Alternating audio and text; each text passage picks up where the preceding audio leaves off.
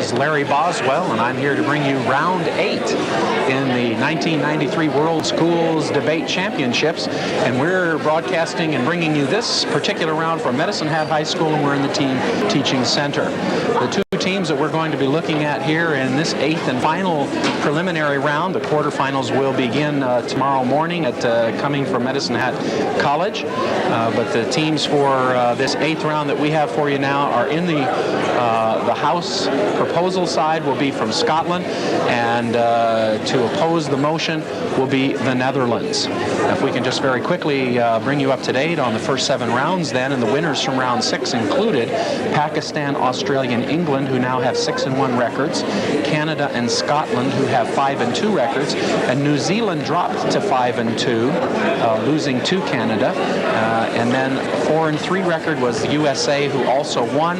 We might add the only team to win in the negative in round 7. Quite, according to everybody, that was quite an achievement. It was a very difficult proposition in round 7 for the negative, and yet the USA came through and won. And from there then we have Wales and Israel. Israel winning. Wales lost their records at 3-4. Then others that lost in round 7 were Germany at 2-5, Bermuda, Netherlands, South Africa, and finally Peru. Had a couple of stories on the Peruvian team, of course, because this is a brand new situation for them. They're very first ever debating and coming here, certainly looking at it as a very large learning experience, and we're very excited to watch them throughout the debates and see the growth and the fun that they've been able to have coming to these World Championships. We're just now getting the names up on the board, and so let me review that for you for the debate that we're about to take a look at. Affirming our motion this afternoon will be Derek Sloan in speaking number 1 for Scotland. Gillian Valance will be the second speaker for Scotland, and the anchor speaker, or third speaker, will be Ben Jackson. Derek Sloan will be the speaker to do the rebuttal. The opposing speakers are Hella Borking, Martin Kanders and the third speaker, Ilona Peak. And I'm trying to determine who will be doing the rebuttal, and it looks as though Hella Borking will be doing the rebuttal for this particular motion. I'm actually still waiting to hear what the motion is. They haven't written it on the board, and if we can, did we get an idea of what the motion is? Mike Seitz, rather, is now joining me here for this broadcast between Scotland and Netherlands in this round 8, and did we get the motion? I believe my chairperson is just checking that now. Okay, so we're still waiting for that. As soon as he has it, he'll put it up. We're all on the edge of our seats. Just to see what our discussion will be for the next hour and a few minutes. Okay, I'll need it down. I'm sure he'll have that for us in just a moment. To go back and to just tell you how these World Debate Championships are set up for continuing on from this point. We have 14 teams that have come together for these championships, and beginning tomorrow we'll have the top 8 schools that will be competing in the quarterfinals, and then just the winners will move on to semifinals later in the afternoon, and then in the evening we'll be going to the finals, and eventually, of course, those will be in City Hall. So we're going to the Medicine Hat College and then City Hall for these final debates, which will be tomorrow. And now on the board, our topic is being put before us, and it looks that they have selected topic B. They were given a choice of 3, and the team to support the motion has supported this motion. This House believes that world government would be effective. World government would be effective. Of course, we've been talking about a number of topics around the concept of world organization and government and problems of environment and so forth throughout.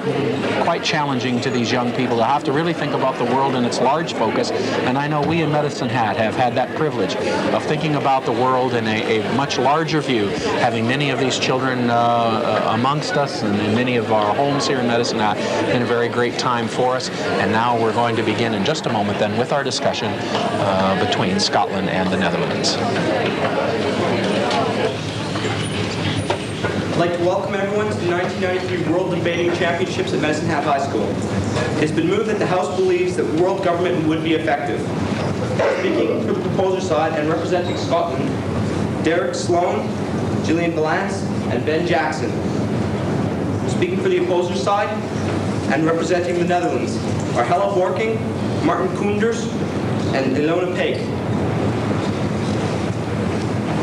The motion is impromptu and has been prepared at short notice, with a time limit of 90 minutes. The proceedings of the House shall be subject to the ruling and guidance of the Chair. All speakers shall address the Chair. On no account may anyone other than the Chair, 6 competitors, the judges, or officials of the 1993 competitive speaking competition may speak or make interruptions. Each competitor shall speak in the order called and for a maximum of 8 minutes.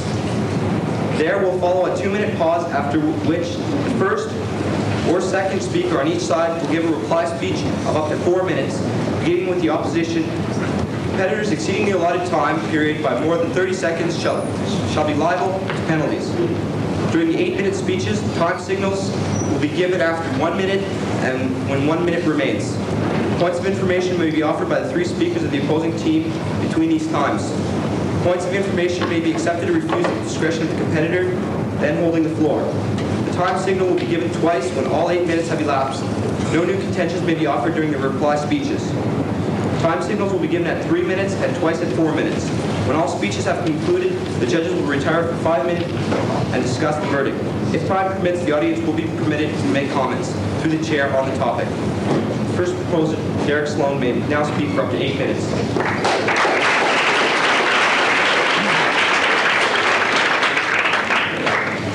Thank you, Mr. Chairman, ladies and gentlemen. Well, throughout this competition, the Scottish team has devised a way of defining each motion. You see, we seem to pick 3 clear areas of definition and define them in a very precise manner, through which we can provide a clear, stable and solid forum for debate. Well, despite my artistic waistcoat, I'm not really that inventive. And despite Mr. Jackson's long hair, we do believe in monotonous continuity, so we're going to do exactly the same thing all over again. Now let's look at what these 3 fundamental areas of definition are. In this motion, let's look firstly at the words world government, because this is clearly at the very crux of the motion. A world government to us on this side of the House, ladies and gentlemen, means a representative body of the entire world, where all races, where all cultures, where all religions can be incorporated into making international decisions. In this way, it will truly be a representative world government. We also believe, however, that not all issues should be decided on this one level. There are clearly several different levels on which government should be carried out. We believe that there will still be room for local government, because clearly the people of Medicine Hat can't tell us how sewage in Scotland should be governed. There will still be room for national government, ladies and gentlemen, because health services and things are national concerns and so can be controlled on what we would now regard a national level. But in today's world, more and more and more. We are moving towards a situation where there are more world issues, ladies and gentlemen, and this is especially why a world government is necessary and will be effective today, because our world government is designed to deal with world issues. A classic example of this would surely be the environment, where acid rain in one country can cause devastation in another, where the greenhouse effect in America can cause the melting of the polar ice caps, ladies and gentlemen. As a global issue, this is very important and one which Ms. Valance will consider later on. Other global issues can concern us with fundamental human rights, because in today's world, ladies and gentlemen, the media allows us to see more of what's going on in other countries. And quite frankly, we in this side of the House see things which we don't like. See things such as war, see things such as famine. And a world government, a government in which the whole world can participate in solving world problems, is necessary and will only be effective in dealing with this issue. Now, the second key definable term in the motion will be that would be effective. Because let's be absolutely clear at this point, the motion does not ask us in the proposition to show how this world government would come about, how we would go about creating this world government. It only asks us to show that when it was created, then it would be effective, then it would be able to help towards solving these problems. And the third key definitional term for us on this side of the House is the word effective itself. Because no government will ever be a panacea for all ills, will ever provide perfect solutions to all problems. What we mean by effective is that it will be able to make constructive moves toward on a great extent, removing some of the world's difficulties, toward alleviating and improving conditions substantially all over the world. Now, on this side of the House, I will look at the basis behind the decline of national sovereignty, which is clearly the principle opposed to the internationalism suggested by the motion, and show how moves towards a world government will be much more effective than the present situation. Ms Valence, our second speaker, will look at some of the global concerns that I spoke about. I've said she'll look at the environment. She'll also look at issues such as third world aid, because this is another global issue, and she'll show how, in particular, a world government will be very effective here. And our third speaker, Mr Jackson, will look at how we, on this side of the House, believe that multiculturalism will be very important in our world government, because this will breed international tolerance, and because when people come together in this way and can share their diverse cultures with one another, this could surely bring the answers to many world problems. Ladies and gentlemen, we don't pretend that on a great level our case is not an idealistic one. But if you saw me on the television the other night, you'll remember that in that debate also we said that pragmatism has failed. And this is a case which we must forward again, ladies and gentlemen. The pragmatic and national self-interest approach has been shown to have failed, ladies and gentlemen. For those of you who can't remember or didn't see my speech the other night, there are 36 registered international conflicts. There are 800 million people in grotesque poverty all over the world. And this shows what national self-interest in today's world brings us, ladies and gentlemen. And this shows why a new approach is required, and we believe that that new approach is a world government. No, thank you. Now, ladies and gentlemen, when we look at where the original sovereign government came from, it did develop in the Middle Ages to raise the world onto a plane higher than the kind of barbaric things which had gone before. Now, with the possible exception of the Scottish debating coach, who hasn't yet worked out how to use a knife and fork, I would say that none of us anymore, ladies and gentlemen, can be seen to be barbaric. We're moving on to another level, and the work of the 19th century and the 20th century, especially up until the year 1945, showed us that the self-interest merely breeds hatred, that nationalism merely breeds hatred, and it's brought us 2 world wars, and now the world is looking for an alternative. And all over the world, internationalism is taking on a higher plane. And as that change occurs in our world, ladies and gentlemen, the most effective government will be the government which recognises that change and looks after it. And that will be a world government, ladies and gentlemen. On an economic level too, we see a massive change in this situation. We are already interconnected economically, ladies and gentlemen. We are all dependent on one another. The amount of national sovereignty which the United Kingdom has economically, ladies and gentlemen, is about 3 nanoseconds. The time it takes for them to register a change in the German interest rate, Mr. Chairman. And so already we're interconnected on an economic level. Already we've lost all vestige of nationalism. Our government must take stock of that. Our government must move towards being a world government which can address these issues which are clearly world issues on an international level. No, thank you. Now, ladies and gentlemen, we also have the issue of world security, because when we come together more, when we are in contact with one another more, ladies and gentlemen, then what happens is our world becomes more secure. What happens is we do rub off one another, and thus the threat of disruption, the threat of war becomes less and less and less, ladies and gentlemen. And so, Mr. Chairman, what I am saying is that a change is occurring fundamentally in our world, and that we need an effective government which will look after that change. The days of national self-interest have gone, and people are turning more and more towards internationalism. And so our government will now take stock of that. Our government will now move towards becoming a world government which compensates for the change in question, ladies and gentlemen.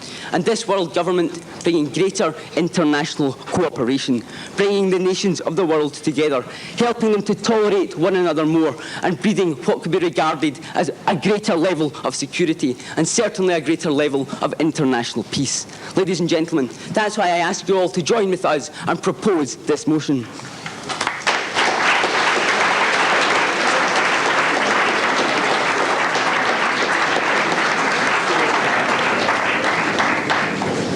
first opposer, Ella Borking, may now speak to 8 minutes.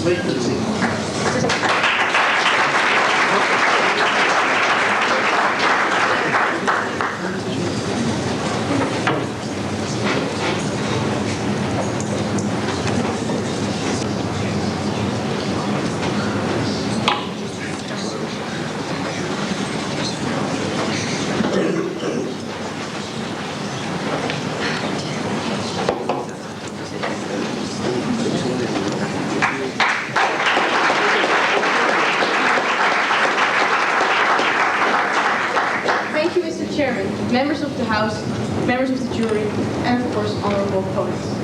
This House believes that a world government would be effective. We of the opposition believe that this is not the case. We believe that a bigger scale makes the dots smaller. But first, before we explain our case, I would first like to go into some things the proposition told us. Most things I will combine in my speech, but there was one thing that the proposition said. There's this international awareness, and nationalism is decreasing. Ladies and gentlemen, in this time where international awareness is increasing, national awareness is not decreasing, but also increasing. Yes, the world is turning into a smaller place. Yes, the relative distances in the world are getting smaller. But in the same time, there are countries in this world which are very nationalistic. Whole countries falling apart because of this nationalistic attitude. Ladies and gentlemen, we are not living in a world where this international awareness is everywhere. We are living in a world where national awareness is very important too. And we believe that this national awareness should be appreciated. No, thank you. Now, as I said, the bigger the skill, the smaller the dots. My partners will talk about the practical problems and reality cases. But I will try to explain to you why world government is not effective. It is not effective, first of all, because the scale is too big. Second of all, the diversity in this world is too great. And third of all, there would be a major problem in how this government would be represented, how the countries would be represented in this government. Now, it is very hard to, the scale is too large, it is very hard to solve problems in such a large scale. Point of information. In a moment, please. In this world, if there's a problem, if you look at it from the whole world, this big world, this problem is very small and it's very hard to see the detail.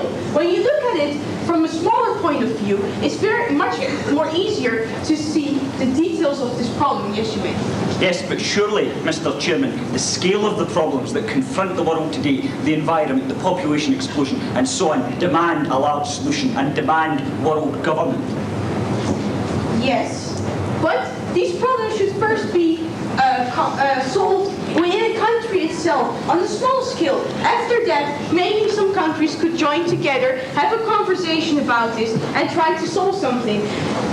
There's some other point I wanted to make about the speech made by the first speaker. I wanted to ask a very important question, because of course, at this moment, we have a sort of world government. It's called the UN. And as I want to try to ask the first speaker of the proposition whether this world government was going to be very much different from the United Nations, because that would be probably very wise to know. Because we believe that this moment, the United Nations is having a bit of a problem with solving some problems. No, thank you. Then there's this other problem, the diversity in the world. There are many different cultures in this world, many different people. How can we have this world government ruling over so many different people? It would have tremendous problems. How can somebody who believes who is a Roman Catholic decide from something for a Muslim, for instance? How can we have this? This is very hard, and that's why we layer this. And that's why we think that because of diversity, it's better not to have world government. Yes, you may. Mr. Chairman, in Mr. Sloan's definition of world government, he stated quite clearly that world government would exist to deal with world problems and not make decisions on a lower level that can only be made by sovereign states at that level. Can I ask some other question? Is this government like the United Nations or not? Point of information. If you give the answer to that question, yes. I'll give you the answer to that question. Now, Mr. Chairman, yes, it will be very different from the United Nations because it will have the power of the world behind it. It will have the influence to enforce things, and thus it will be able to make a difference. That's where it will differ from the United Nations. Okay. I would like to go into that point made by the other speaker later in my speech when I give you an example about the EC, because I think that will probably take care of that. Now, there's this other problem in the world. Countries by itself have already so many problems. Should those countries be involved in so much problems of the world as well? When they have so many problems of themselves, they should focus on their own problems, and if they solve their own problems, the world problems will be easier to deal with as well. Point of information. No, thank you. Now, there's this problem of representatives in this government. Should we have one representative out of each country? Maybe, maybe not. I mean, there's a small country, there's a big country. The Netherlands is very small, Canada is very big. Or should we maybe say, how many inhabitants does a country have? The Netherlands have 50 million, Australia has 70 million, although the country is much bigger. Or maybe should we say, if this country is economically developed, it should have more representatives.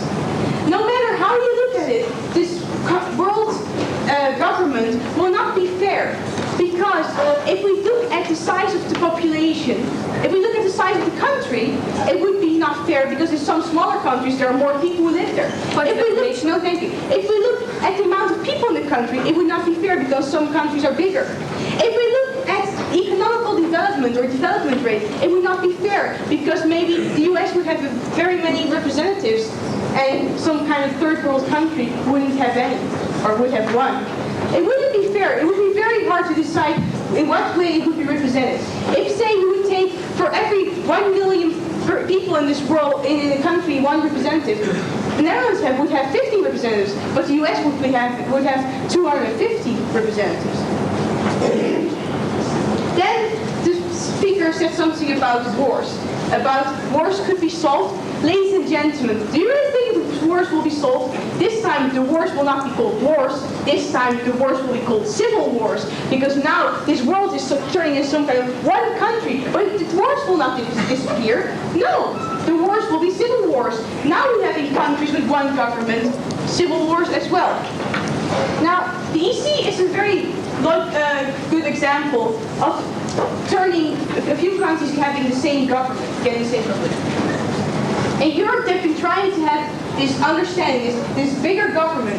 And what is happening? They are arguing all the time. They cannot come to a decision. They have to compromise all the time. And every time there's one country that doesn't want to do this, or wants an exception there, an exception like, it's terrible. Let the countries decide for themselves what to do. Let them have their national pride. Let countries decide for themselves and then try to talk to one another. Not this government thing that has some laws which all countries have to stick to. Ladies and gentlemen, because the scale makes dots, the big scale makes the dots smaller. Because the diversity on this planet is so great, and because it would be a big problem how this government would be formed. Because of all those things, I would beg you to oppose this motion. Thank you very much.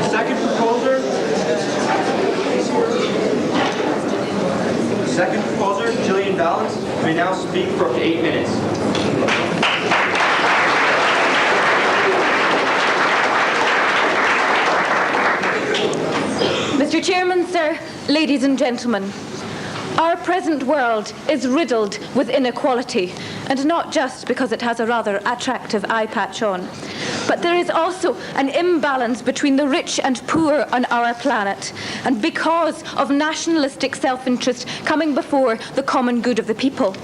If the nations of the world come together to fight for the common good of justice and peace, then we will see progress. Then we will see an effective world government. We see the selfish nature of nation states so inherent in its actions that we have to move forward. We have to move to a world government. And if there were a people that will cooperate, then we can have a world government that is effective. There can be no uniform economic growth until there is a world government imposing standards on every single country of the world. However, the opposition are not quick to agree, because they stated that a world government would not be fair because of its intrinsic representation. Well, ladies and gentlemen, a democracy is all about representing people by members, and therefore, if it is representing the people, it must be fair. It is also fair, on the second hand, that it is also fair because it imprints the uniform standards on all the different countries. We're in a situation at the moment where one country does one thing, another does another, and there is nothing we can do. We have to fight for human rights in all countries so that they are all fair. On a point of information, Mr. No, thank you. She also talked of the United Nations and it representing the failure of a possible world government. However, this is not true, because the United Nations does not have the power that a world government has, because it does not have the power to overrule a national government, because in a world government there would be not this second level, because we would have the world government being the top, and that would decide the answers. She also talked of civil war. Well, I would take the case of Western Europe, which has been in cooperation since World War II. And it has been in cooperation because it has united. And it is united in the Eastern community. And perhaps if we could work towards a goal such as that represented by the economic community of Europe, then we would see not civil war, as she talked of, but perhaps a move towards peace. But the most obvious imbalance, the most obvious inequality is between the first world and the third world. And it is here that aid programs are vastly inefficient, because mostly the donors do not impose conditions on the third world. And they have many cases of tied aid. For example, Britain sent slide projectors to Indian schools. Ladies and gentlemen, those Indian schools do not have electricity, let alone chalk with which to write on the board. And therefore, this is a case of an economic incentive overriding the need of the people of the third world. It is absolutely crucial that appalling mistakes are not made by national government. And this is exemplified in the fact that national governments simply aren't bothered. British agriculturalists destroyed vast areas of grazing land in Tanzania before they realised that intensively mechanised groundnuts just wouldn't grow. Ladies and gentlemen, it's important that we work towards a case where the first world and third world are equally important. And we cannot have for the first world being just disinterested in the third world's fate. And to do this, we have to have a world government which is effective and imposes redistribution on the whole world. A world government would have a world perspective, and this is important in realising that non-government organisations have been the most effective in distributing aid. They have been the most effective because they don't have the nationalistic self-interest of a government. Thus, cases such as Christian Aid, Oxfam and Intermediate Technology have been clearly the most effective means of giving aid to the people, of giving real aid for real development.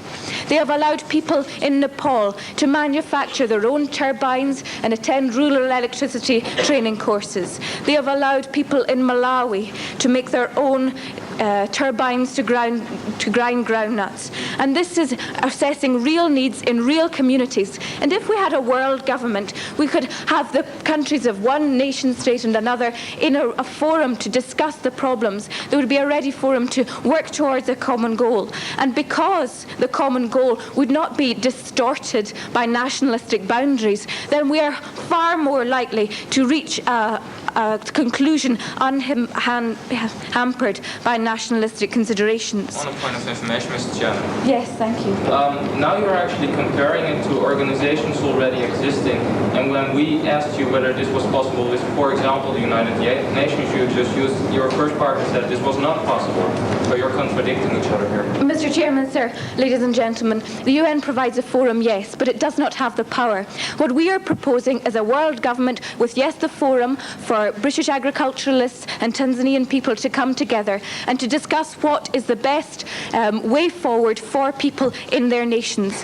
What we want to see is that this coupled, ladies and gentlemen, with the power of military aid to impose things on Tanzania to make sure that there is real aid for real development. And therefore this is in a totally different league from the United Nations, and therefore totally incomparable, because a world government allows intercommunication, it allows pooling of resources, and it also allows the united will to act. And this is also exemplified in the case of the environment, because if we have united resources and united standards across the globe, then we have the same imposition of standards on fluorocarbons from Britain to the Bahamas. We have the same standards of imposing pollution restrictions from Russia to Romania.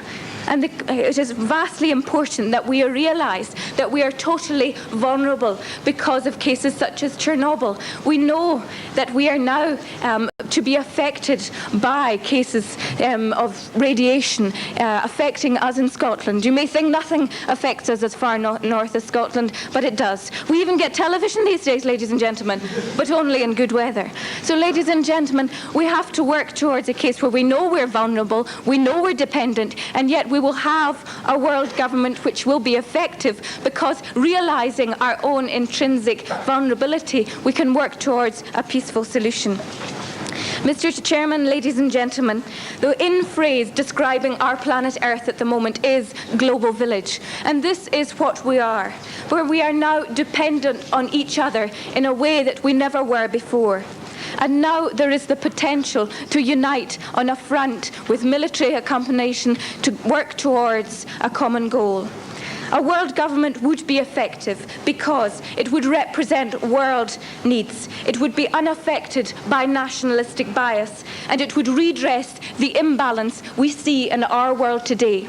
Therefore, Mr. Chairman, sir, ladies and gentlemen, a world government would be effective, and that is why we beg to propose.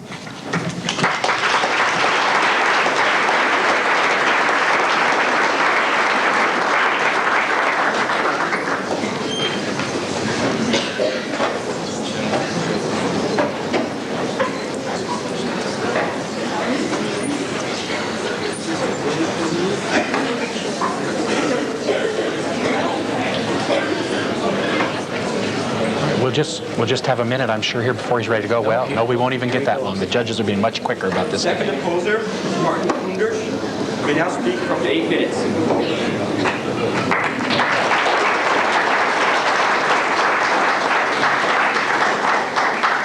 Thank you. Ladies and gentlemen, members of the jury, Mr. Chairman, honorable opponents. This House believes that the world government would be effective. Our case is based on the fact the bigger the scale, the smaller the dots. I'll come back to this later. But first, the case by the proposition. It's like an old car, it's falling apart on the way. The world government should be a representative body. It should represent the world on important world issues, like, for example, environment. Environment is, according to their definition, a world issue, and this is where this government is for. This is where it should find solutions for. But however, is a problem like environment not connected with problems on national level? Is it not? Because of, for example, Chernobyl, which was a problem in another country, which was a problem in Russia, that there is a problem on mondial level. So should a world government, no, thank you. Should a world government not start interfering also to be effective with national level, on national level, in countries? I think so, if you want to be effective here. Then the second speaker said that the government should be democratic, and it should be a democratic country which equally represented countries. But a moment later, she said that the same government, which represented all sorts of countries, should impose measures on other countries. How can you impose your will on other countries if you have, in a minute, if you have equal representation? Yes. Mr. Chairman, that's not our contention. It is our contention that this international government should impose its influence on international issues which affect the world. Exactly, but I just told you that you have to impose on national level too, because how is this problem created, this mondial level? It's built up from all sorts of different problems from each country apart. So these problems together, no thank you, face and make it a world problem. But I would like to go on to my own case. If we look around at the world, if we look at the world's problems at this moment, let's look at smaller level, but also people trying to work together, people trying to have a government, and let's see how effective it on a smaller case, on a smaller scale actually was. First, the most beautiful example actually, Yugoslavia. In Yugoslavia were, for example, Bosnia, Croatia, Serbia, and they were together for a long time. No, thank you. They were together for a long time. But what happened? The government didn't keep up anymore. How effective was the government in keeping these people together? How effective will a mondial government be if you look how different the people in these countries were, in this country were, and how different the people on the world are?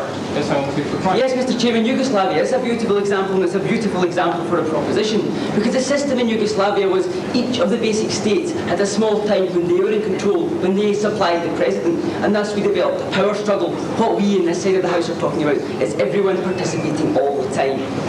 Yes, but do you think there will not be a power struggle? Do you think that, for example, America will not have a power struggle with Japan on an economic base? There will be also power struggles on a global side, on a bigger world government, as you are proposing here. Another example, actually, the Soviet Union. If you look at the Soviet Union, it consisted of a lot of states too. It also fell apart. And this is not even the whole world. This was one country and now represents more countries. So imagine it falling apart even on this level, how it would be done on a mondial level. But let's first ask ourselves, what is a country based on? Why are the borders drawn as they were drawn? Let's ask ourselves this question. There are two possibilities. One, geographical. Two, for the reason that the population in this country is alike. That there is a similarity between the people in this country. That these people have a government which represents all parts of this society, all parts of the people in this country. If you would now propose a motion which proposes a government on a mondial level, look at the people you would then have in your country, in the world. What kind of a people would you have there? How can you represent these people at the same time? Yes. Perhaps, Mr. Chairman, there are no people more different than the Scots and the English, and yet they have had a united government since 1707. Yes, but on a mondial level, Scotland would also be ruling my nature in Holland, and I wouldn't want that actually. But let's think about it. If we look at this case, we have so many different people. If this government makes a choice, it will always positively affect one side, but mostly, and actually almost always, affect another side negatively. If they make a choice for A, it will have a negative influence on B. This is the case if you have a mondial level. Point of information. Yes. Mr. Chairman, I would contend that giving aid to the third world doesn't have a negative side for anybody. It just leads to a more caring and more equal world. Is that not what we want, sir? You indeed took a very good example, which is indeed only used for you. But will the world government only deal with this problem? You just said no. Global problems, more problems, other problems, where this is not the case. But if you look at the different people I just spoke about, the different people that live on this world, how will you effectively be able to rule? If I look at Holland, which is a country with basically the same population, and I see how people compromise here. We have two government parties, and we compromise. What happens? We never become truly effective. But imagine this. The United Nations has currently 166 members. This government they're proposing will have even more members. How can it effectively rule the world, solve the problems, if you have such a diversity in the people hanging on to you? How can you rule without compromising? And I would like to end with a quote from Lowell. Compromise make a good umbrella, but a poor roof. It is but a temporary expedient, often wise in party politics, almost sure to be unwise in statesmanship. And that's why I beg you to oppose this motion. Thank you.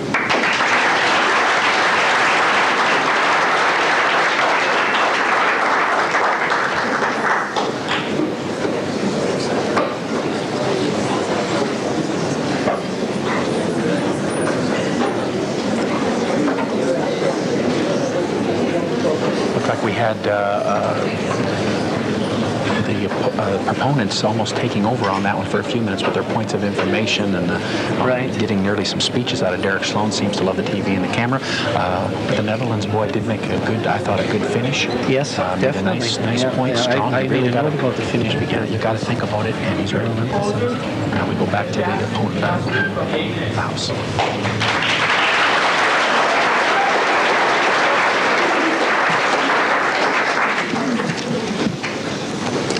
Mr. Chairman, sir, ladies and gentlemen. Now, I'm afraid I'm going to have to echo Mr. Sloan's strange déjà vu debating experience here, because we've been talking all week about how the nation state is fast becoming obsolete, and how, ladies and gentlemen, we are living in a world of ever-expanding awareness and knowledge. An era, ladies and gentlemen, where everyone is becoming more and more aware of other cultures and the diversity that exists around the world. Truly, ladies and gentlemen, Miss Valence was right when she echoed Marshall McLuhan's famous phrase that we are in fact living in a global village. The outdated nationalism that we've heard from the opposition this afternoon just no longer works. The ineffective government that we currently have, as propagated by the nation state, is completely wrong and largely irrelevant.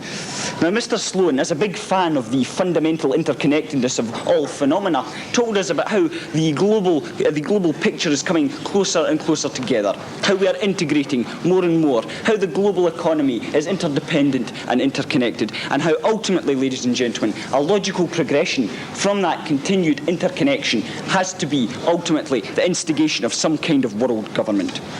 Now, Ms. Valence talked about the massive global world issues like the environment, debt, and so on and so forth that confront us in this frightening world we live in today, and that clearly, in order to grasp the mettle of such fast and important global issues, we have to have some kind of global forum and government to deal with it. So what I want to talk about now in my speech is exactly how effective this world government could be in encouraging the kind of diversity that the opposition seemed so fond of, and yet wished to retreat to the comfortable shelter of nationalism to prevent them embracing the wider diversity that we see in the world today. Now, let me first of all pick up on a few things we have just heard from the opposition this afternoon. Because the first speaker said that, in fact, what's happening is, rather than the internationalism that Mr. Sloan suggested was developing, we are progressing further and further towards nationalism. Now, I would suggest that is quite wrong. And it is quite wrong because the global, ultimately, most decisions in life, ladies and gentlemen, like it or lump it, comes down to harsh materialism. It comes down to economics. And ultimately, it is becoming so expensive to have war and to have conflict that in the end, in the end, it will be worthless and rather pointless to engage in conflict when there is so much money and resources riding on it. We are in an interdependent and interconnected global economy. And indeed, we are also experiencing a wider diversity of culture and awareness through the media that has been beamed to our homes nightly. Now, the second thing we've heard from both the first and second speaker was that somehow a world government rejects national identity. Now, that is quite wrong, because they did not listen to Mr. Sloan's definition of a world government, because we're quite into this concept of subsidiarity, which is the big buzzword in Europe at the moment. Everyone's saying subsidiarity, and since we are no great exception to that rule, I'd just like to explain to you briefly what that is. What subsidiarity says is that the decisions should be made at the most appropriate level. Therefore, decisions about collecting the trash and so on and so forth should be taken at a local level. Decisions about provision of health services should be taken at a national level. But decisions about world issues, ladies and gentlemen, has to be taken at a world level, at a global level, and in a world government. Now, that seems quite clear, because the opposition seem to think that the European community was a bad example of a government, of a coming together of nations. Au contraire, ladies and gentlemen. Au contraire, because what we have seen in Western Europe is no conflicts, no major ethnic conflicts, no wars for the past 45 years or so. This is exactly what we have been talking about. This is exactly the kind of peace and stability that is encouraged by having a kind of unified power structure. We also heard that one of the products of having... yes, I'll take your point. Maybe there's no more, but there are other international problems. Take, for instance, the environment. Is the environment problem solved yet in Europe? I think not. And there are many other problems that haven't been solved. Mr. Chairman, the Speaker is quite correct. The environment has not been solved in Europe. That is because it is a global problem, because it requires global action, because it requires a world government to deal with it. We require unified action around the world. Measures must be taking place. We have to look beyond this kind of narrow self-interest that is bred by the kind of national state that we've been talking about. Because we've also been hearing from the opposition this afternoon that somehow, well, compromise is a bad thing. We've heard that compromise is an umbrella or something like that. Well, in fact, ladies and gentlemen, compromise is an air raid shelter. It prevents you from being bombed to pieces by global conflict. It shelters you, ladies and gentlemen, and it is the very essence of the democratic process. You can't get what you want all the time. Therefore, you have to compromise, you have to argue, you have to debate, you have to put your point of view forward. And if you don't get all you want, ladies and gentlemen, then that is not necessarily a negative thing. On a point of information, Mr. Yes, I'll take your point. You said you have to compromise, but how effective can you get if you keep on compromising? You can never take effective measures because you will always be compromising.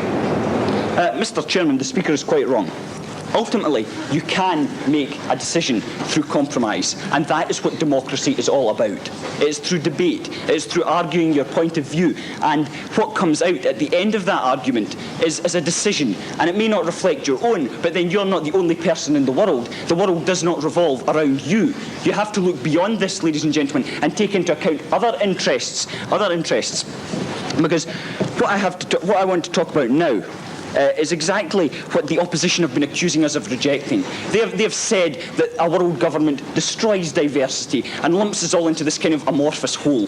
That is quite wrong, ladies and gentlemen, because we need to embrace diversity, and a world government is exactly the kind of forum that could do that. Because when you're confined behind the narrow nation state, you operate according to your own self-interest. You're not interested in other cultures and other ways of life.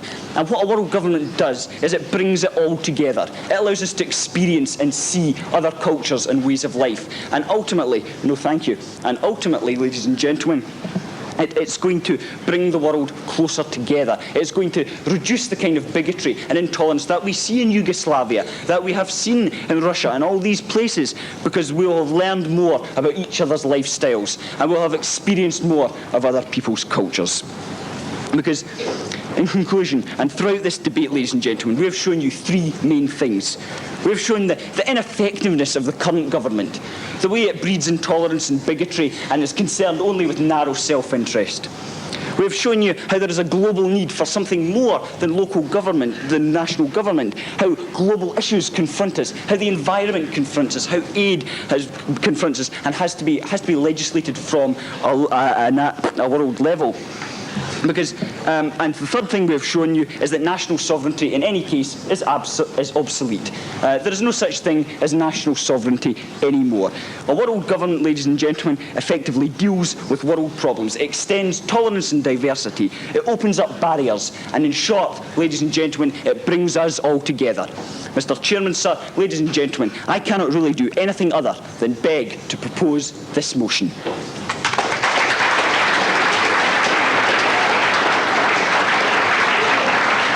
Quite a strong third speech by Ben Jackson. Elena Peake will have a chance to deny it in just a moment. But what I really notice is how the Scotland team is making hay with the points of information. Oh, definitely. That's a strong point of their debate. And what I've noticed is that generally, whether it's happening accidentally or whether it's planned, the third speakers on each side tend to be quite strong speakers. So I'm really looking forward to seeing what happens with the next one.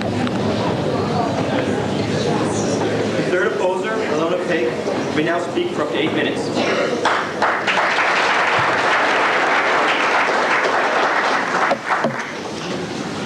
Good afternoon, ladies and gentlemen, members of the jury, dear chairman, and of course, honorable opponents. First of all, I'd like to comment on a few things our opposition have told us. The first speaker told us that the threat of war will become less and less. But do you really think that people start to like each other more because all of a sudden they're united in one big government? Do you really think that people live in peace together, will live in peace together, because they have just one world government who takes all the most important decisions? Do you really honestly think that? No way. People won't just start to like each other, not because they're just being united.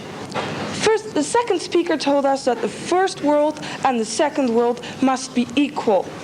Well, to make two countries equal, you don't have to unite them in one big country. You just talk with them and treat each other as equal countries. Therefore, you won't have to create one big world government. Something else the second speaker told us is we have the same standards from Britain to the Bahamas.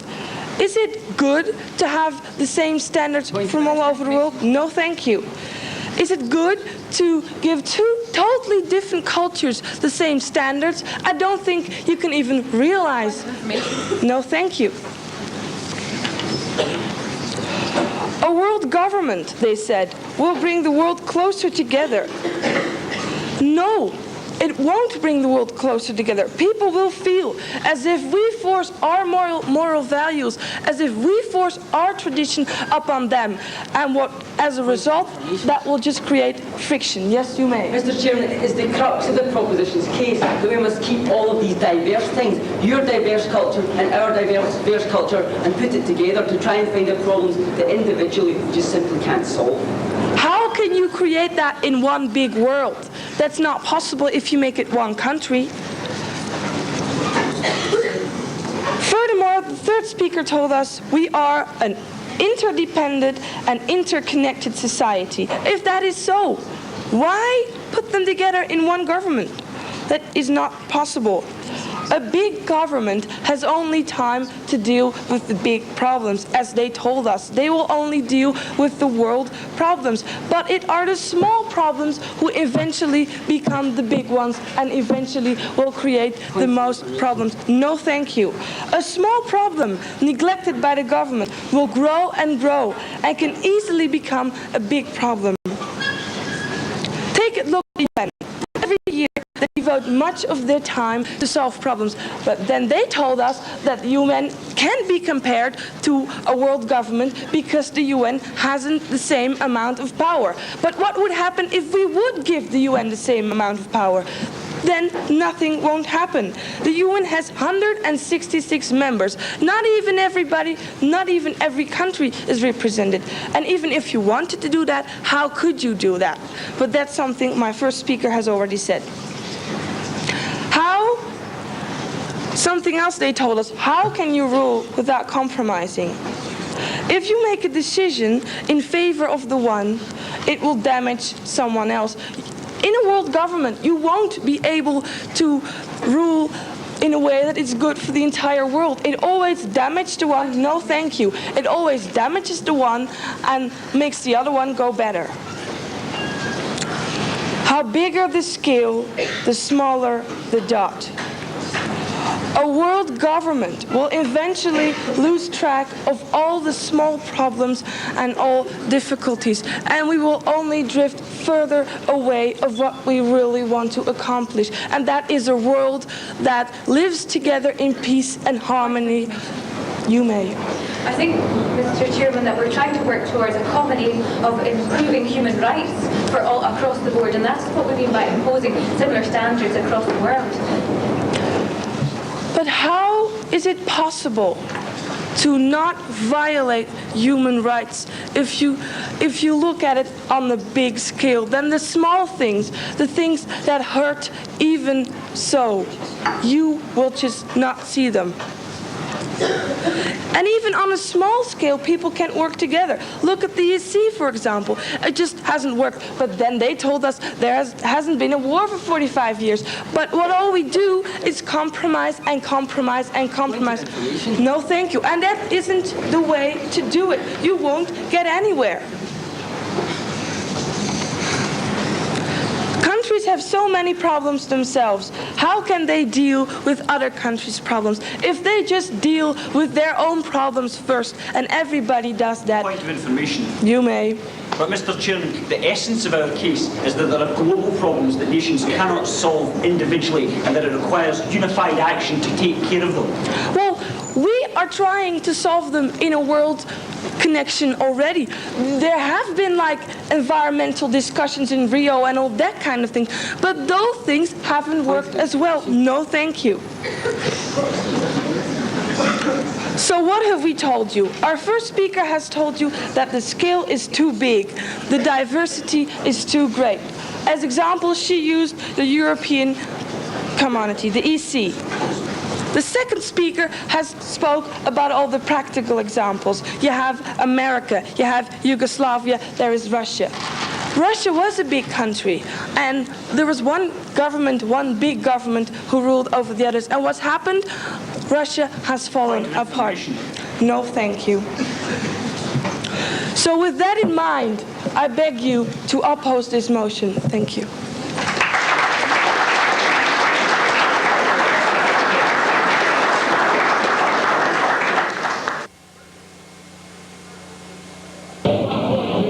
Okay, now we've gotten all of our major speeches in. We're just in a moment or two going to hear the rebuttals.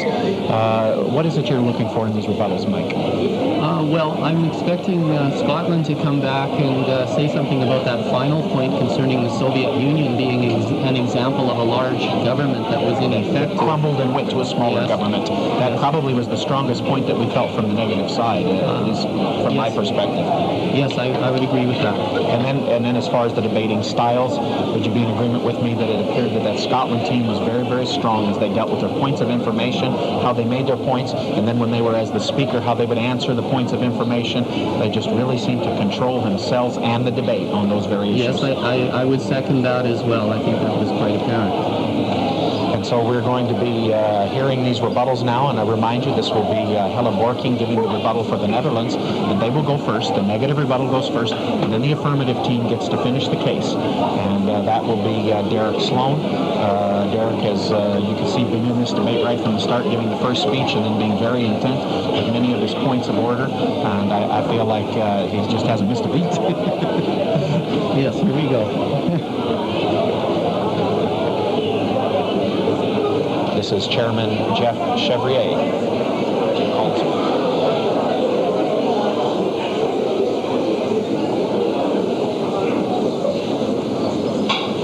Helen Borking may now deliver an opposing reply speech for up to 4 minutes.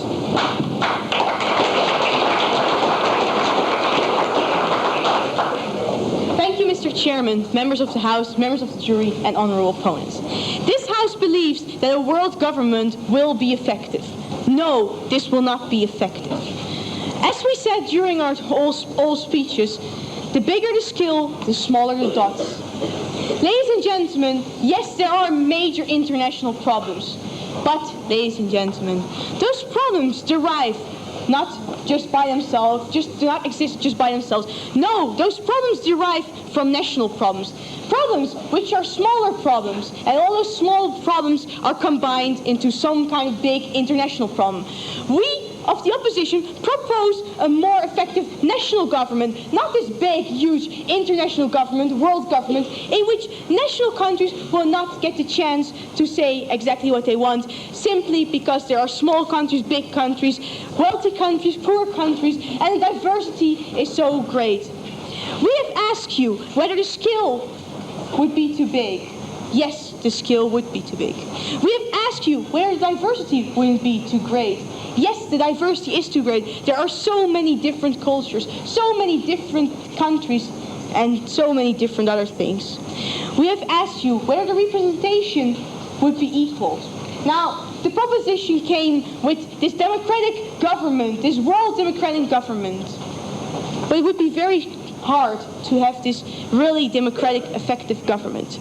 Because, ladies and gentlemen, we can see in this world where, indeed, different peoples were kept together in one country. In those countries, they simply did not have a democratic government. In those countries, for instance, in Russia, they had this sort of dictatorial totalitarian system. They had this one person who said, you must do this, you must do that.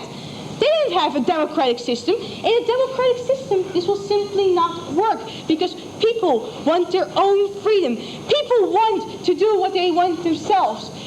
If we have this international government, this world government, people will be forced to do things they do not have. And people just simply have the right to do what they want themselves. Now, the proposition also came with this, that they wanted human rights to be in this government, decided for in this government. But there's so many different people. For one person, this human right is totally different than for another person.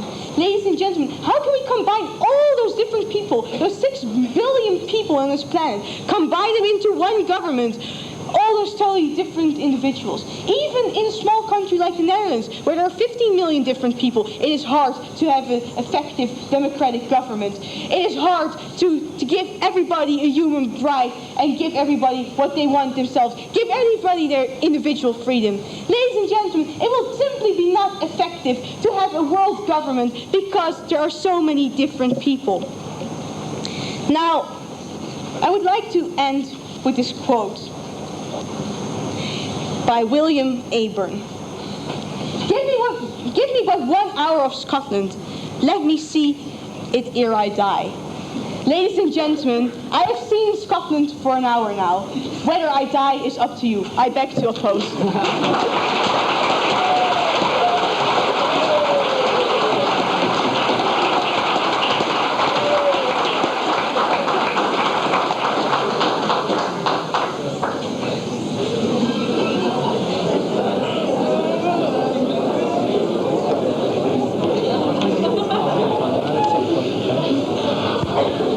Just about ready for the Derek Sloan to finish this debate with the last 4 minutes. And our chairman, as I was mentioning just a moment ago, is Jeff Chevrier. Our timekeeper for this debate is January Russell. We missed that last quote. We're looking forward to watching the show later because it was something about Scotland. Reply speech for up to 4 minutes.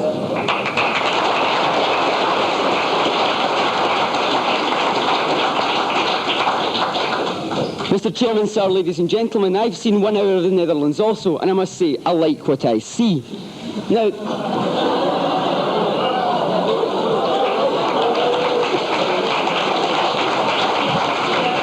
what have we heard from the opposition in the course of this debate, ladies and gentlemen? We've heard the bigger the scale, the smaller the dot.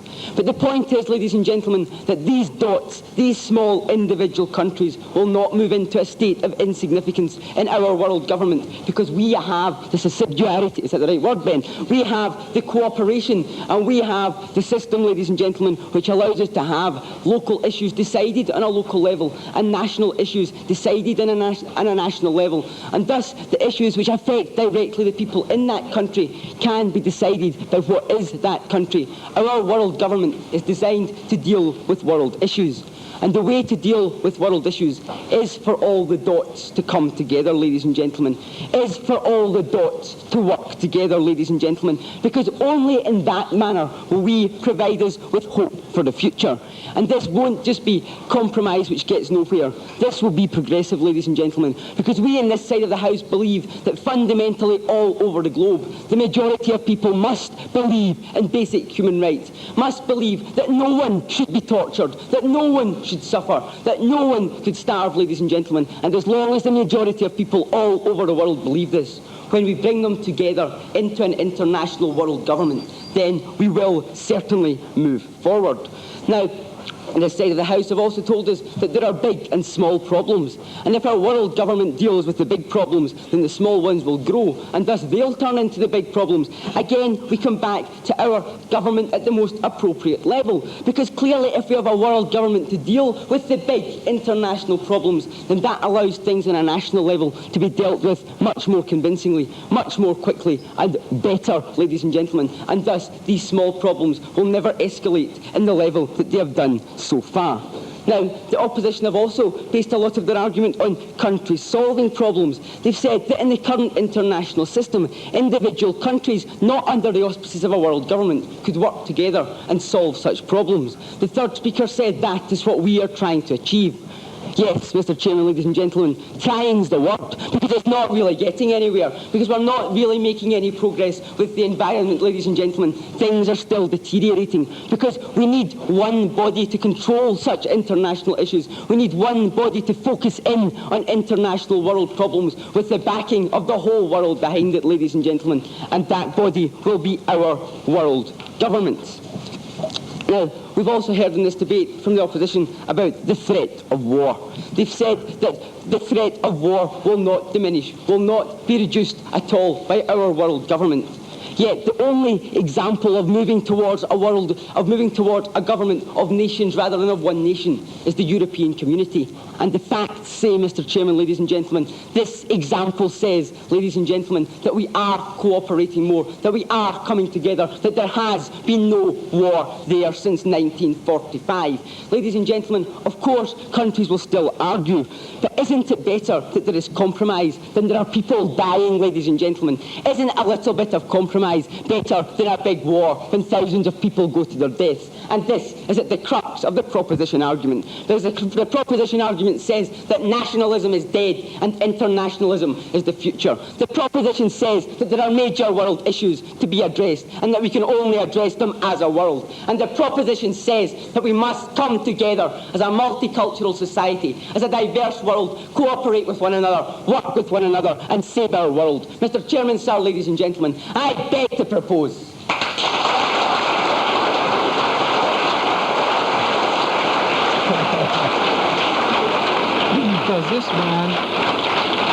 Does this man grab your heart or what? You want to vote for him? He finished with a bang. Political future if he wants one. Yes, definitely. He started right off in a similar way that the Netherlands finished. A little compliment to Scotland. He comes back and he says, well, I've seen it now in the Netherlands and I like what I see. So they kind of helped complement each other. It's a real nice way to finish off a debate. It does get very sort of controversial and conflict, which is what it's supposed to be. We're supposed to get conflict. And I guess that's one of the things we have to ask ourselves, Mike. Did we see the conflict in this debate that we should see? First of all, do we have a clear case from the affirmative side? And then is the negative side, those opposing, to create the conflict? That is part of their mandate. Yes, I think they attempted to. I don't think they did it quite as effectively as any of them probably would have liked to have. But being up against an obviously confident team such as Scotland, I would imagine they would find it very difficult. Debating in English, I think, would be a challenge, let alone debating against a team that has been speaking English and debating, for quite some time, probably. And as I look at the Scottish team, you talk about confidence. The other word that I had down under each one of them was humor. And sometimes you really can't get to humorous comments until you really are completely confident with yourself and what you have to say in your topic. And remember, this was an impromptu topic with only 90 minutes. That's correct. I'd almost forgotten about that. I thought it came across more like a prepared debate. It was so well documented, and there was so much good information in it. Quite often when you have impromptu debate, it's quite abstract, and there isn't very much concrete support. Now open the floor for questions for a 5-minute period while the judges render their individual decisions. If there are any questions, please direct them through me.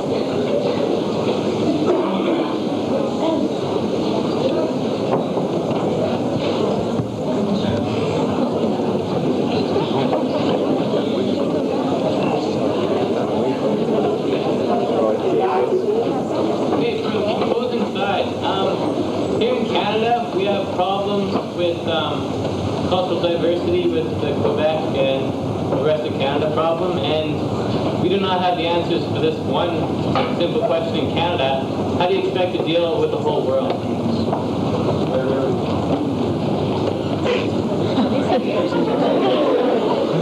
Mr. Chairman, we deal with this because the world problems we are looking at are problems where we all have a common goal. We all have a common goal towards saving the environment. We all have a common goal towards human rights. And clearly in the Canadian question, the problem is that people are against one another. There's a great deal of competition, and this isn't the case with world issues at the moment. And if anybody else asks me a question as hard as that, I'll probably just walk out. Now, what's your response to this question?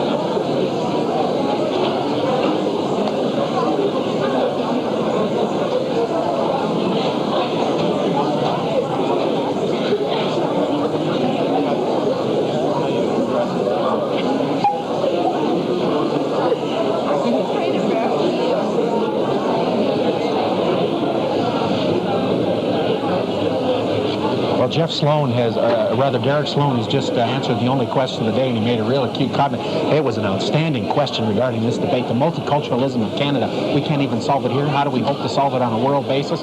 He tried to talk about it, the competition of it, and that's not really the issue for world government. And then he, with the close, I love it. And if you ask me another question that hard, I'm leaving. Right. I hope that question was asked by a student from Medicine Hat High School, because I think that's evidence of the that we do have some students at Hat High who have some intelligence. I'm sure we do. That's not an issue. The judges will be coming back in with their learned comments here in just a moment. I see they're coming back in the door, as you see there, and certainly have enjoyed this. I thought for a minute maybe this guy from Scotland could settle all of our Canadian problems, but oh well. Oh well, yes. It is by unanimous decision that this debate has been won by the proposition of Scotland.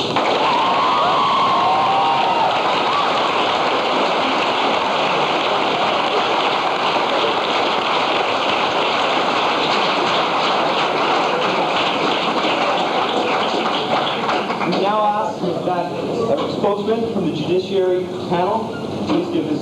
Well, we've been pressurized all the time to conform to a school bus leaving, so I don't think I've got time to say very much, other than to thank two excellent teams for a very interesting debate. I found it very hard to separate them indeed. I think basically the Scots were allowed to get away with a little more than they should have. They kept on talking about a world government. They kept on making statements like world power and all that. But when they came to describe it in more specific terms, it seemed to me that they were more or less describing the functionings of the United Nations. even though they were saying that this thing is a world power. So I was hoping that the Netherlands team would ask them a bit more about where did the control of this organization lie, where did the executive decisions rest, and so on. And there was one example, I think, when the Scots made about the European community. Now, it could be argued that one of the last things that the countries who make the European community up would want would be a European sovereign government comprising all the parties. So I think these were points which the Netherlands gave us sometimes suggestions that they were going to take up, but never fully took up.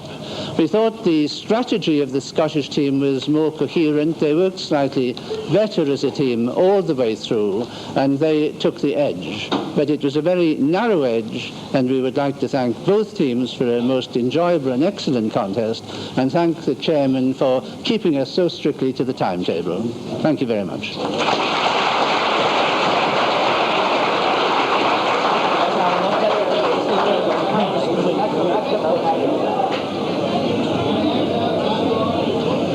We've got the decision, and kind of as we suspected it would, and he made some interesting comments. I like the way he analyzed it and said, well, there was an opening here and there was an opening there, and maybe the Netherlands didn't quite get the opening that they were looking, or didn't take the opening that was given to them, and that may have been the reason for the edge going to the Scottish team, but there was no doubt, I don't think in anybody's mind, that the Scottish debaters were the more experienced. They really came across well, and we all just loved listening to many of the things they had to say.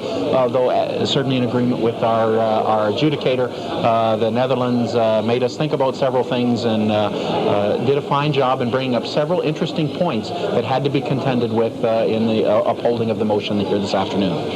Yes, I have to second all of that, and I think something that I particularly enjoyed in this debate was the humor that came through from the Scottish side. They definitely played the audience to their advantage, and I doubt whether it had much influence on the judges, because the judges are trained to listen to the logic and the ideas and the content of the speeches. But it was definitely one of the most entertaining debates that I've seen in the past 4 or 5 days. However, to take issue with you, Mike,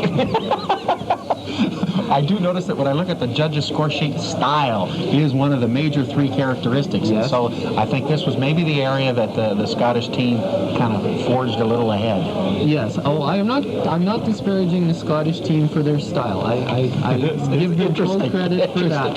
But they can't just be style. They have to have the ideas there as well, and they definitely had the logic and the ideas to back up their arguments, and the style was just an added plus. Well, it's been another great, exciting day here at this time Medicine Hat High School, being able to watch and participate in 3 rounds of debating. And as you've just watched this, the 7th and final preliminary round, if we can call it that, the teams will be set up, and in fact they've been informed that in 30 minutes in the library the announcements will be made as to who goes on for the quarterfinals tomorrow at Medicine Hat College. Thank you once again for joining us, Mike, and thank you for tuning in and watching us here on Monarch Cable 10 television.